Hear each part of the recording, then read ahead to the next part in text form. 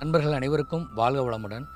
தமிழகம் முழுவதும் சாலையோரமாக மனநலம் பாதிக்கப்பட்டு ஆதரவில்லாத முதியவர்கள் நிறையா நபர்கள் சுற்றிக்கிட்டு இருக்கிறாங்க. நீங்கள் பார்க்கக்கூடிய நபர்கள் ஆதரவில்லாத முதியவர்களாக இருந்திருந்தாங்கன்னா 14567 அப்படிங்கிற ஒரு எண்ணுக்கு தொடர்பு கொண்டு பேசுங்க. ஒருவேளை நீங்கள் பார்க்கக்கூடிய நபர்கள் மனநலம் பாதிக்கப்பட்டு ஆதரவு இல்லாமல் இருந்திருந்தாங்கன்னா 14416 அப்படிங்கிற எண்ணுக்கு தொடர்பு கொண்டு பேசுங்க.